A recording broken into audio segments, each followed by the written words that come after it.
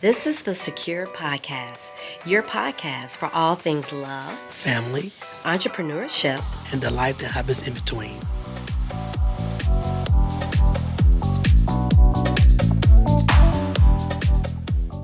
Hi, good morning. We are the Griffins. I am Dr. Denitra Griffin. And I am John Griffin Jr. We're excited to have you today. We're calling our listeners the G Tribe. Good morning, G Tribe. That sounds outstanding. You like that name? I love it, babe. Good. So, John and Denitra, we both live our lives by quotes. John has actually been ridiculed quite often for living in quotes, but we think it's a good thing. So, John, can you start us off with our quote for the day? Absolutely. Quotes are a good way to have affirmations. So today's quote would be, success is not an accident. Mm-hmm. Success is intentional. So you must be intentional about success. It just don't haphazardly happen. There's no magic to it? No magic to it. It's hard work, it's grind, babe. Yeah, I agree with that. I know we can live by that for sure. Absolutely. Success is intentional. It is intentional. Put the work in and you make it happen. Absolutely.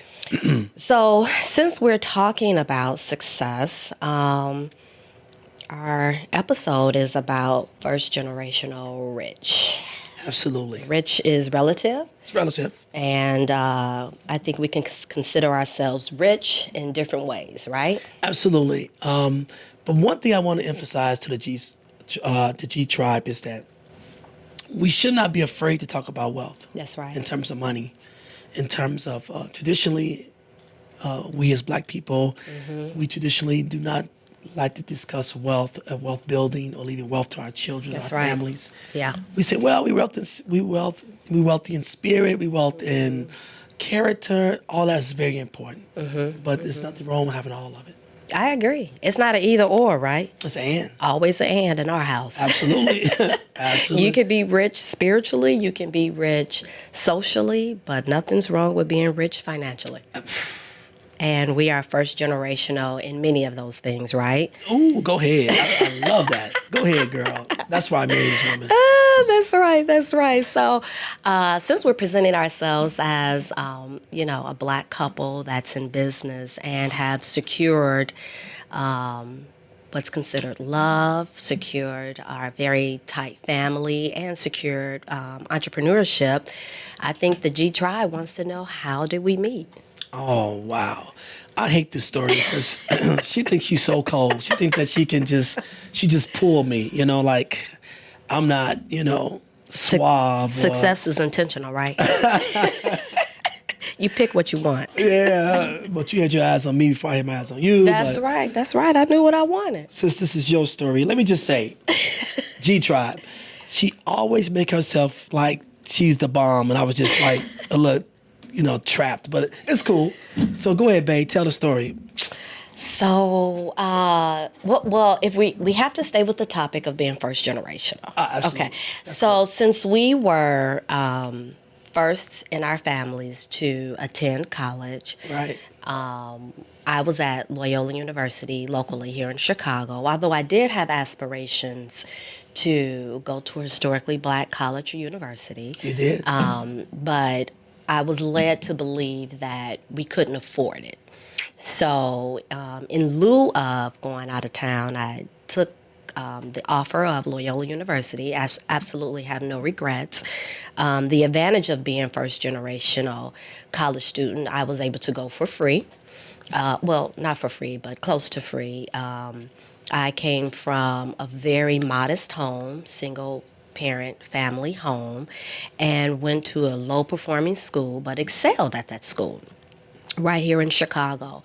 And because all of those factors were in place, I was able to take advantage of a lot of scholarships that landed me at Loyola University. And I think my bill for the year was maybe $3,000. And I remember that number specifically for a different reason. But I was at Loyola University in the late 80s and saw you. Had my eye on you, which was easy to do because you were very active in your fraternity at that time and was What fraternity is that? You have to say I need fraternity to- for the G Tribe. So a very active member of Alpha Phi Alpha Fraternity Incorporated. You guys hear that? G Tribe, the first, the oldest, the coldest. Just kidding. So at that time, the college parties here in Chicago, because there was such a small population of blacks on campus, we would just go around to parties across the city. Absolutely. So if DePaul had a party, we go. Loyola had a party, we go. IIT, Northwestern, Chicago State. So in the late 80s, I saw you and knew that I wanted to get to know you better and more. Stepping in the front of your stroll line and had my eyes on you. But it was too early. I said, I'll wait and catch him after Christmas break. So at the beginning of 1990, January 1990, first party of the year was at Chicago State, and you were hopping around. Am I right?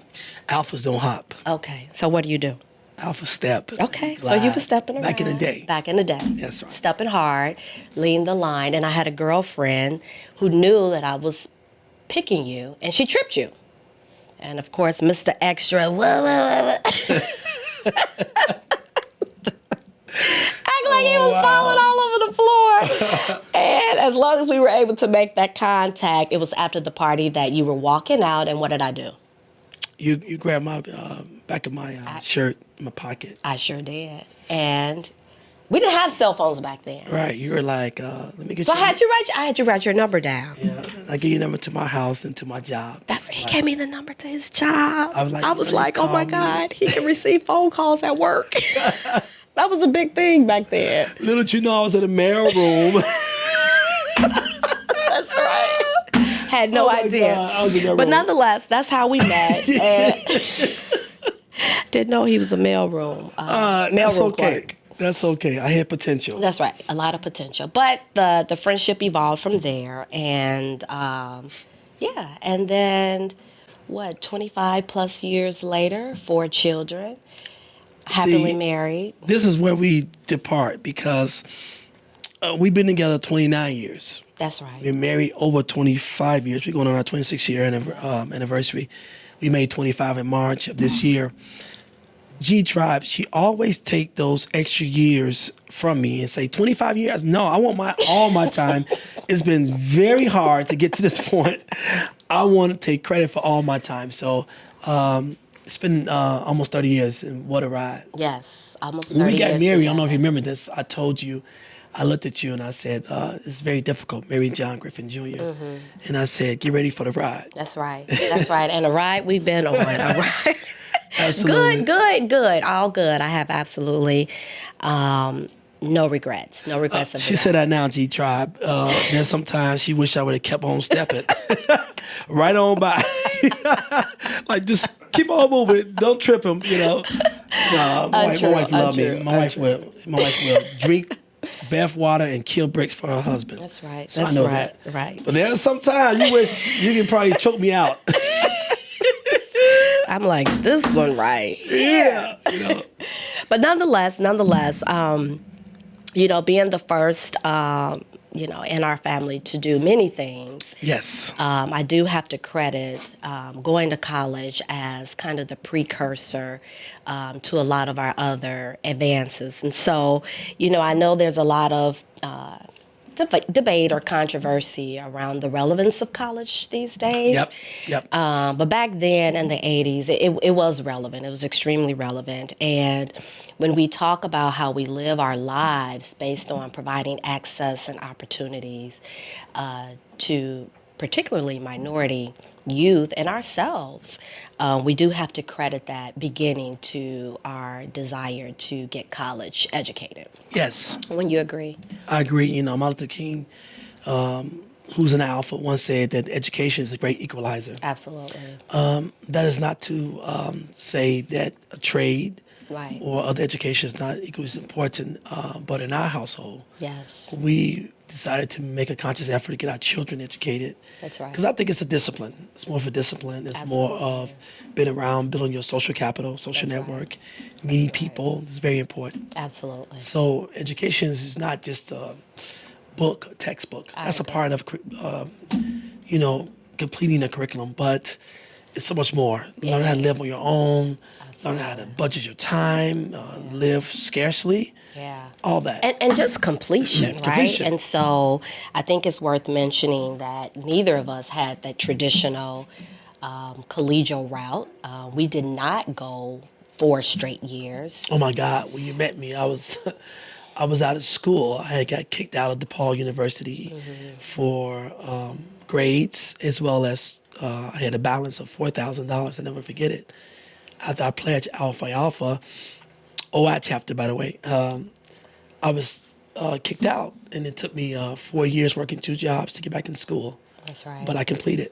Yeah, that's right. That's right. And same here. I completed 3 consecutive years, and then we were pregnant with our firstborn, John III, and then married shortly thereafter, birthed Nia, our second daughter. And during that time, we spent, that's why I remember that $3,000 is what I owed, because when I was with child, I had the balance, and that was the balance that was required for me to pay in order to re-enter, which you and I both aggressively Tackled. right? So we did you first to get you back in, and then did me, and I got back in. So what traditionally would take someone 4 years, 4.5, 5 years to complete for an undergraduate degree, our path was a little differently, but completion is important. Completion. And being first generational, we're able to provide that insight and the coaching that's necessary for young people behind us to understand the support, the significance and the importance of maximizing the time while you're in college so that you can complete in 4 to 5 years. That's correct. Yep. And so since we're, again, first generational and had these non-traditional routes of college, I think, wouldn't you say that sometimes those non-traditional and unorthodox ways were due to our limited access and due to limited role models? People in my family grew up single mother, worked 2 jobs as well to put me through, Catholic high school. I had to leave and go to Harper High School. My last 2 years, it was very enjoyable. But I had those uncles and those grandfathers, and my uncles were not educated men, but one, Freddie Williams, is my uncle. He had preceded me in college, preceded me at DePaul, preceded me in Alpha. But he too was growing and had made mistakes, and he too had got kicked out of DePaul for financial reasons, not grades. He went back and completed like I did, but it is so important that people are in front of you. That's right. To show you, no, go left and go right. And we just didn't have that. Yeah. But there's no excuses. Here's another quote. I want to say, one of my mentors taught me, it is not your fault when someone knocks you down, but it's your fault when you don't get back up. Come on. So although we were knocked down, we had to get back up. It's no excuse, because success is not an accident. You're not had to make a conscious effort. No, we're going to raise our child the right way. We're going to get married. We're going to go to school. We're going to graduate. We're going to finish. We're going to complete. That's right. So that's important. So we tell our children all the time, G-Tribe, we made all the mistakes for you. We had children first. We had education secondly. We went through all the hard work for you. So we know what's on the other side. You just focus on what we're telling you. That's right. You know what? But some of our young people, let me make my own mistakes. I know we still hear that, like, let me make my own mistakes. And why? Like, if we made the mistakes for you and we've learned from them, absolutely, at least position yourself to try new things, different things, and make new mistakes so you can learn and grow from those. But it's not necessary for you to make the mistakes that are avoidable. Yes, right. Pitfalls, the life pitfalls, and I just thank God that we had the intentional fortitude. I agree. To depend on each other. Yeah. And for you people who are listening, G-Tribe, marriage is already difficult, but you get strong in the valley, not in the peaks. That's right. And oftentimes when you're going through that, Denisha and I have been through so much together in terms of I go to school, you go to school. I go to grad school, you go to grad school. Yeah. Working 2 jobs, building a business. Yeah. But those were struggles. Yeah. But that brought us closer together because we were in the valley. That's right. That's right. So when people see what is perceived happiness, it is happiness. We're very happy with each other, but they don't know what we lost. That's right. They don't know what we lost and what Yeah. we gave up. Yeah. So it's very painful experiences, but it brought us together. I agree. And I've said before that the system is designed for 2 people to work together. Yep. And so I know that I do think that women need to be empowered. I do think that men need to be empowered. Absolutely. But I also think that there's a presence and a need to demonstrate what it is for a couple to be empowered. And we need to see more of that. I think we need to see more of that, and which is why I hope that you're able to garner, some information from listening to us, because it can happen. I just want to also just share, some what I saw or didn't see as it relates to being able to make decisions while I was growing up. And so my point of reference was my mother, and so of course. What she demonstrated is all what I knew. So I knew you get up, I knew you go to work, I knew that, it was important for you to be there early. I knew that appearance was important. Although we had limited funds and access, my mother always made sure that no one would really know how poor you are if your hair is combed and your face is clean. So cleanliness was very important. Organization was very important.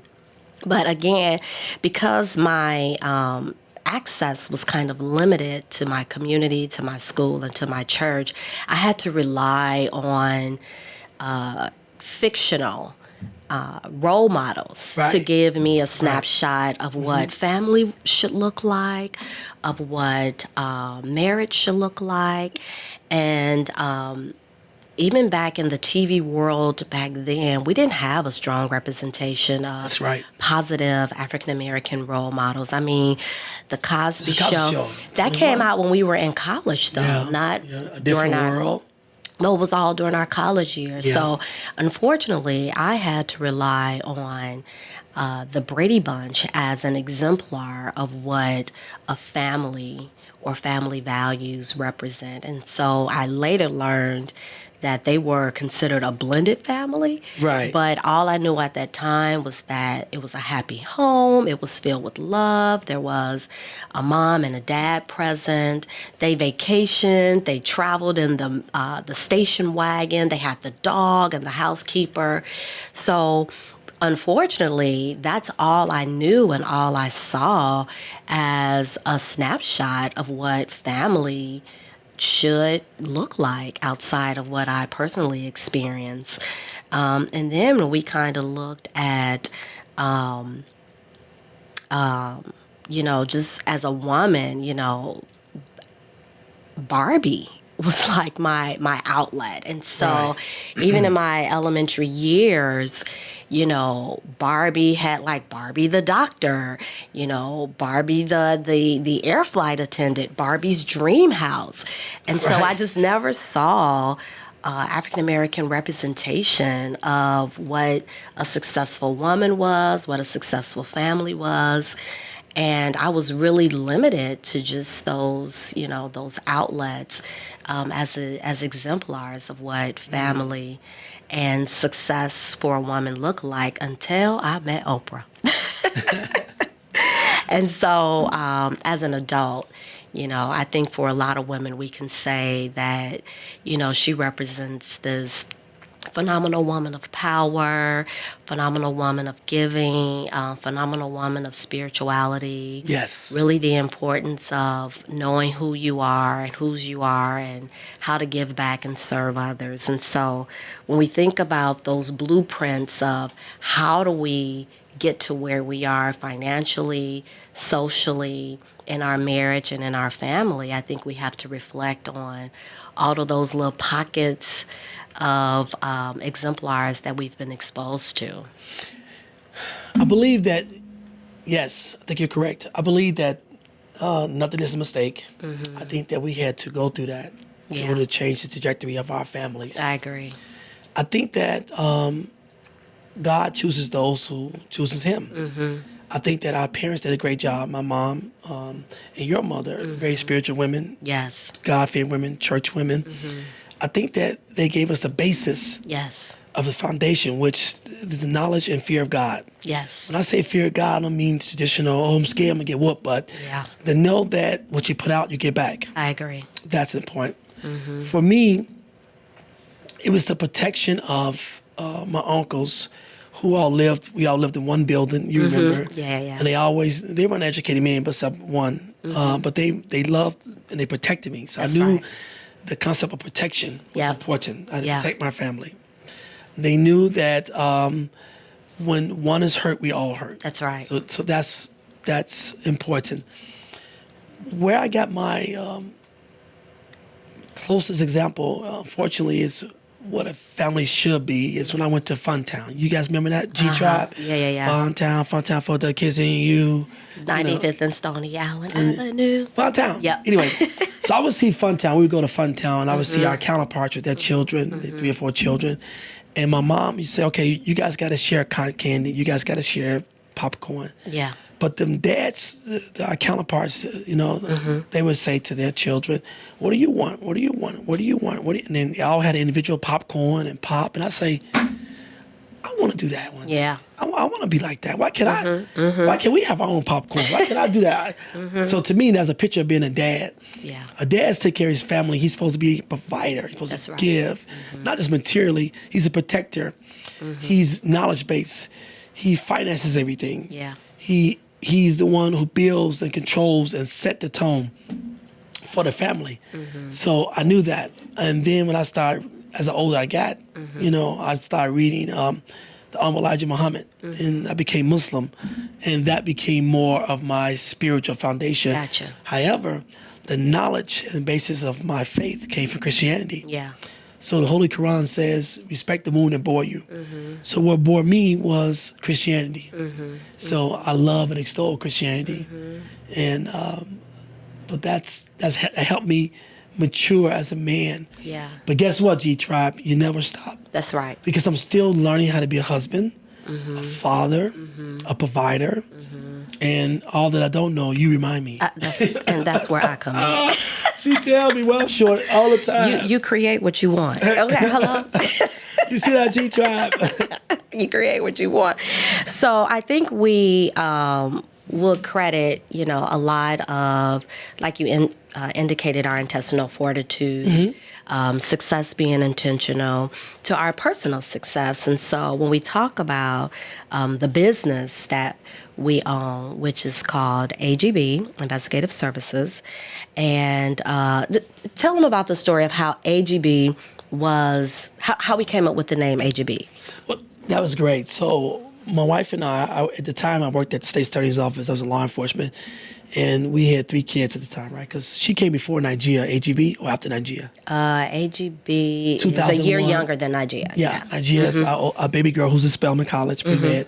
She was born before AGBE was born. So Denitra and I had decided that I said, so I haven't started a business. I'm going to do security. She's like, oh, that's nice. So I said, I got to take these tests. I got to study, and I need to help, get income supplementation because I needed help with income. I got all these kids. I got college. I'm looking at my check stub like, this ain't going to work. I got to do something else. So my frat brother, my best friend Milton, said, you need to start a business. I said, what are you good at? I said, well, I'm a pretty good police officer, so I guess I go into security. So we decided to start a business. I said, what are we going to name it? I don't know. So every day, even today, guys, G Tribe, even today, Denitra and I would take the kids separate ways, and she'll call me or I'll call her. We'll drive in to work, and we'll talk from the time we get to leave the house until the time we get to work. Even today, we work. We do. We sleep together. We go home together. We work together. She'll still call me. One time, G Squad, I left the garage, went to dump the garbage, and walking back to the car, she called me like, "What's up?" I said, "I just left the house. I took the garbage to the curb." And she called me. She was like, "So what's up? Too long. What's up?" I'm like, I literally went to the curb, put the garbage can to the curb, walking back to the garage, get in my car. And she called me like, "What's up?" I'm like, "Golly, What you doing? What you doing? What you doing? What's going on?" What? Anyway, going back to our story about AGB. So we're in a car, listen to Cliff Kelly morning show. We listen to Cliff Kelly. We're calling each other and say, "Did you hear this? Did you hear this? Did you hear that?" We discuss politics, religion, marriage, children, bills, you name it. We do that even today. So we heard Cliff Kelly interviewing a guest, and the guest kept saying, "You always got to give back." It's a black woman. She kept saying, "You always got to give back. Yep. Giving back is the key. Giving back is life." And I said, "Man, AGB, always giving back." So I called her, and she called me. We couldn't get through. We finally got connected. I said, "I got a name for our business." She said, "I do too." I said, "What is it?" Then we said together, "Always giving back." True story. So we knew that it was God sent, the name of AGB. There's no way in the world we would have, who would have thunk it, that we would now have almost 800 employees, licensed in 9 states. Yep.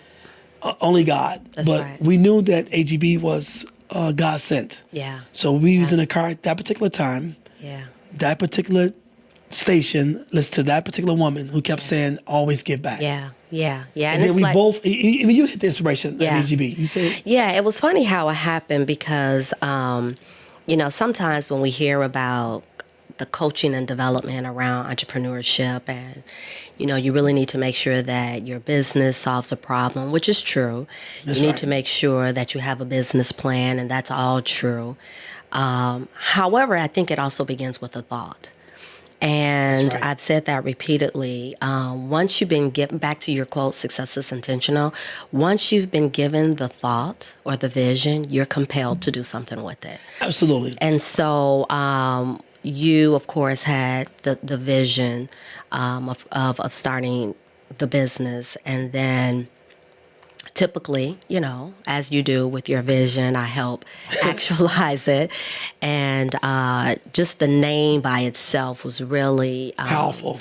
Yeah, and it was intuitive. Yeah. And so you'll learn in business that, a lot of decisions, you really have to kind of remove yourself from the noise, from the static, get into that peaceful place and listen to your intuition to understand your best next move. And that's really how AGB actually evolved, really listening to your intuition and submitting to those directives and those orders and making the business become real. So let me just say, it's very powerful. I heard a speaker say here's another quote, G-Tribe, put it down. If you have a passion to start a business, you better have a woman with vision. Because this sister that sits right in front of me was definitely my vision. Because I'm very idealistic. She's very realistic.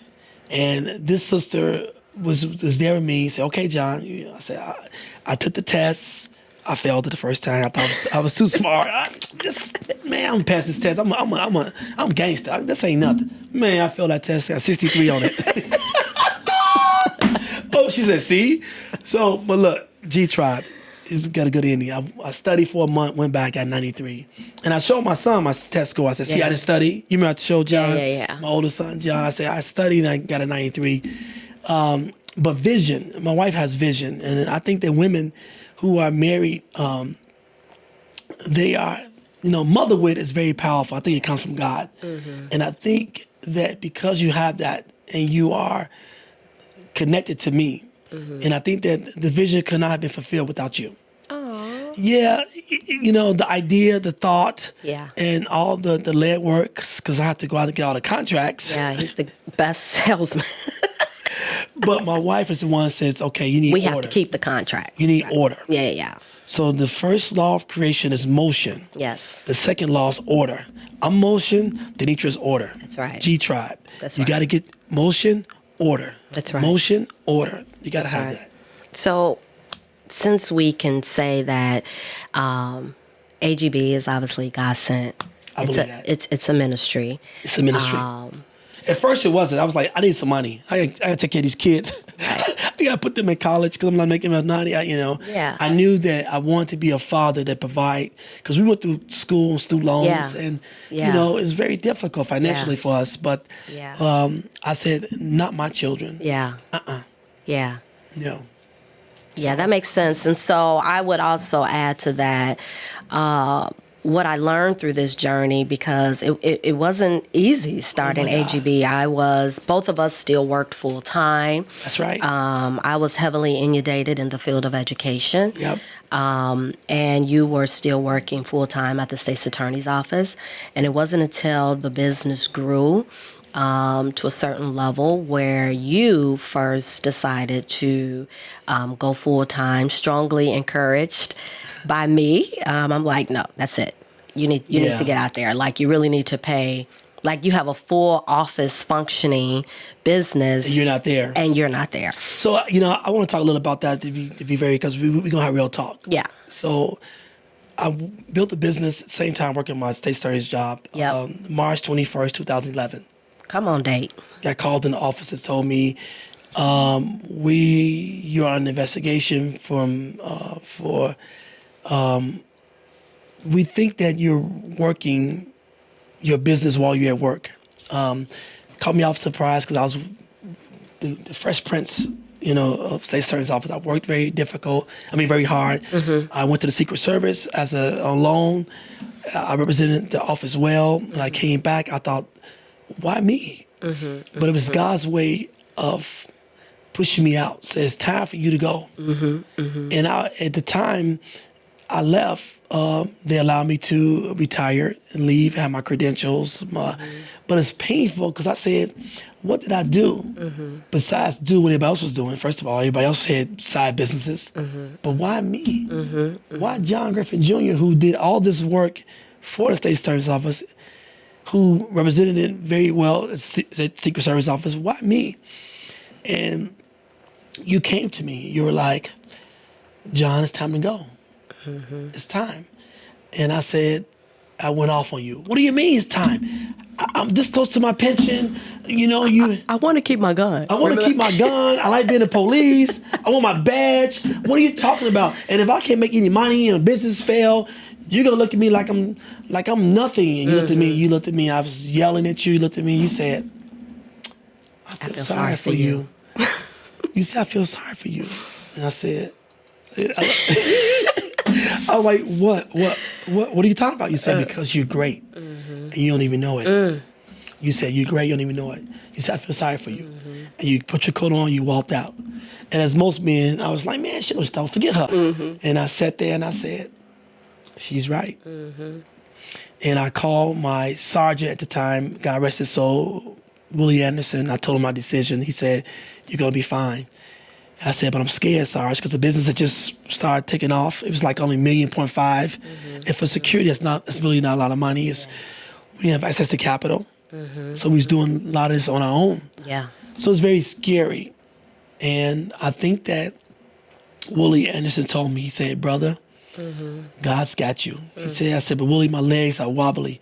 He said, you know why? I said, why? He said, because you're standing on a mattress. The mattress is God. And it's soft and it's wobbly. He says, when you fall down, he got you. He said, you be fine. But people can say that. But when you're going through it, it's tough. Because I'm a father. John has started De La Salle. Yeah. High school. I remember. So and I'm a husband. And G Tribe, those you listen who got a woman or who got a man or who got a woman really, you know how they get.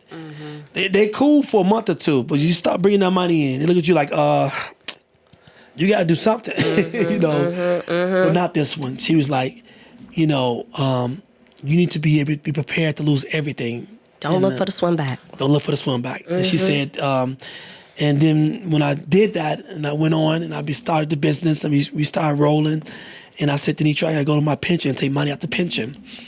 And she said the words, you need mine too. Leave nothing for the swim bag. That's right. Do you need me to sell my minivan? I was actually trying to get rid of that minivan. She was like, you need to sell my minivan. So I knew that because we couldn't get funding. It was we couldn't get a loan to make payroll because the economy crashed. Right. 2000 or 2008, 2011, 2012. It's very difficult. And I went to get money out of my pension account, and my wife supported that. I'm not recommending that, but she said you got to be in it. Yeah. All the way. Yeah. So that's the third one. I mean, I think it's good that you mentioned, even when we were grossing 1.5 million, that we did not have access to capital, and so it's so important. And we had good credit. Right, with good credit, but we didn't know. Right, so when you're thinking about growing as a business, you have to have access to capital, and what does that mean? Sometimes your receivables don't come in time for you to make payroll. And so we learned very early as business owner, you need to pay your people and pay your taxes. Yes. Right? So that was some advice that was given to us very early. But what we didn't know is that in having a business, sometimes your receivables don't come in time for you to pay your people. And when that doesn't happen, what do? So John and I were like, oh my goodness, like we're at risk of not being able to make payroll, and bam, we had to go into our savings, our retirement savings. That's right. To actually make sure that our people were paid. And then John was involved in some coaching and development courses as a small business owner, and really learned about having lines of credit and Absolutely. how to read financials and Goldman Sachs, 10,000 small business. Yeah, part of that inaugural. Inaugural course. And I give them all the credit. Goldman Sachs, shameless plug, was a very good, because I was not, entrepreneur. I was a technician. I didn't know how, I was a detective. I was an investigator. I knew how to do work. I didn't know how to understand running a business. Yeah. But I had the passion. I had the will to learn. Yeah. And the content. And the content. Right. And I just thank Goldman Sachs and other mentors who taught me, listen, the most important thing is a balance sheet. That's right. And this is how you got to read it. And learn about quick ratios and learn about, retained earnings and EBITDA. And learn about how to, move your business and networking. And it was very, very, very good courses to learn that, and I just ate it up. Ate it up. Yeah. I'm a quick study. I'm an alpha man. So alphas are always, I study hard and study fast. That's right. No backward steps. Yeah. No and I think, steps.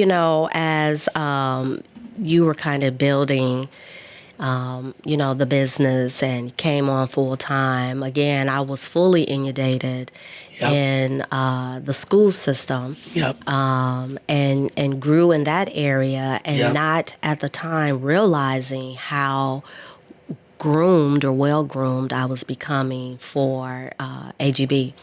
And so, although I've been kind of on the sideline, providing those coaching mechanisms for you. She's the best teacher. And so people at the office would be like, when I would come in, they'll be like, thank you so much for coaching John. Like, oh my God, what you told him was so good. And so I was, continuing to grow as a leader, and learning leadership or studying to be a leader, regardless of which context you're in, leadership is transferable. Absolutely. And so really understanding those theories, really understand how people think, how people move, how people, in order to incentivize people to work, like those are, I got all of my practice in those areas while being fully inundated with young people, with leading adults, with coaching principals and coaching coaches. So it was kind of like a seamless integration when I decided to come to AGB full time. And so again, at that point where you were kind of forced and encouraged at the same time to attribute your time and talents to AGB. That's right. Subsequent years later, we were at the crossroads where I got a vision and said, I need to be there full time. You did? Like, I need to help bring the the business structure, the leadership, That's right. organizational leadership structure and content to AGB. And so that's when I retired, but resigned. Yeah. I officially resigned from CPS, and people were like, oh my God, like, what's the plan? How do you, I'm like, well, I gotta, kind of go full time in the business. And it's just been no looking back from there. Looking back. Yeah. No backward steps. And leave nothing for the swim back. It was 2014. 2014, And absolutely. you were like, I got a vision. Yeah. And G Tribe, whenever she says that, I listen because I think it's motherwit. And she said, I have to be here with you. She said, I knew that this was getting bigger. Yeah.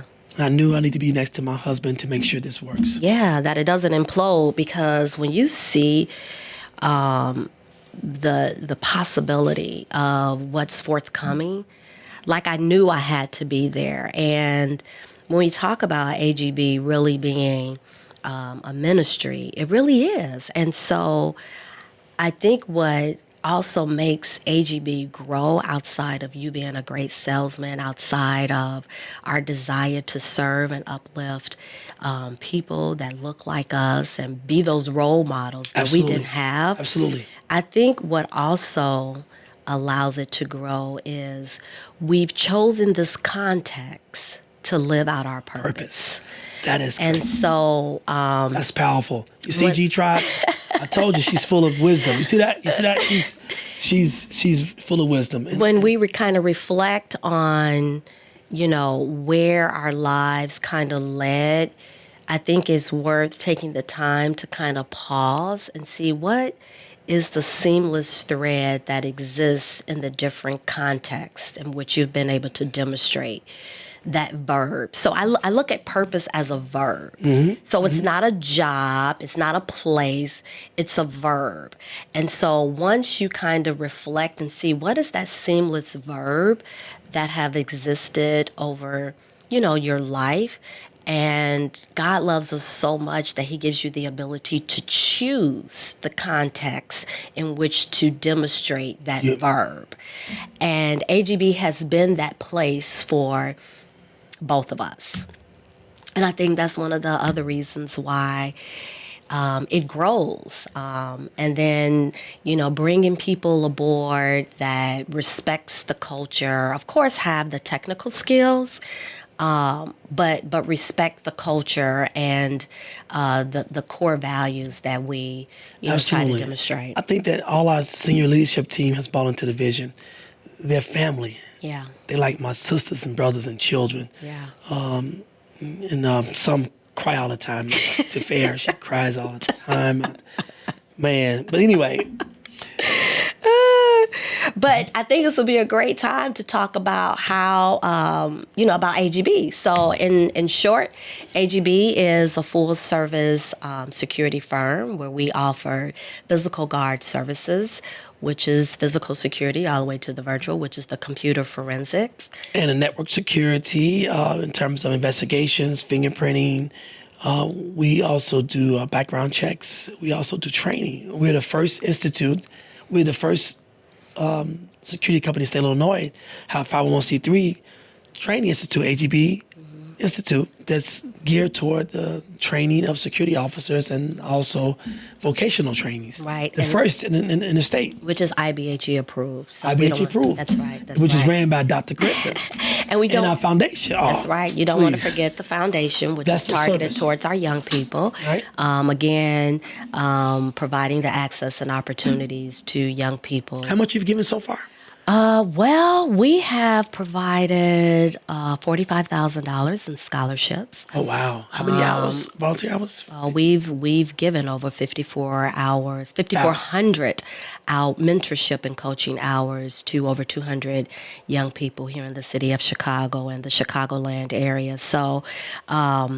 We're proud of what we do with our 501c3s. We're proud of what we do with AGB Investigative Services, providing jobs.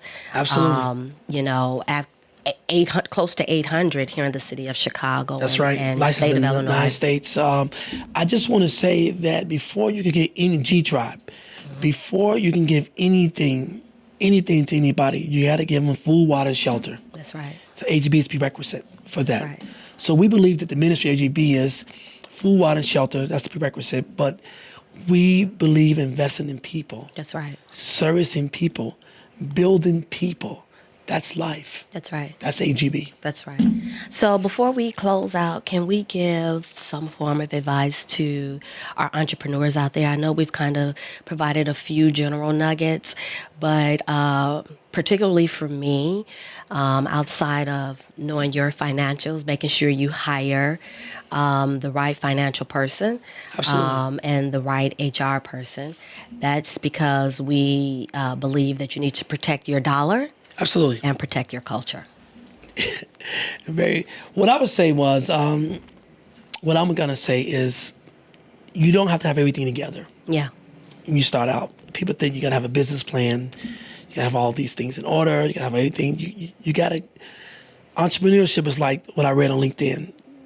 We jump off the mountain and build a parachute on the way down. That's right. That's entrepreneurship. You have to have the passion and the will. I don't want you to get caught up thinking that it is good, it's advantageous to have those things in order. Yeah. But that should not be an inhibitor. That's right. So we should be able to move with passion and have the ability to learn and be open. Yeah. So those stories of failure are not your story. That's right. Keep going. That's right. That's right. So we encourage you guys, G-Tribe. We enjoyed speaking with you today. So please follow us on social media. We are present on Instagram and Twitter at Secure Podcast, or email us at securepodcast@agbfd.org. Please, I encourage you to follow us and let us know who were your role models, who have helped make you what you are today. We love to hear from you, and we love to hear your questions. Until next time. What's another quote? Success is not... And success is not an accident. It's not an accident. Success is intentional. It's intentional. Thank you so much. Thank you. God bless.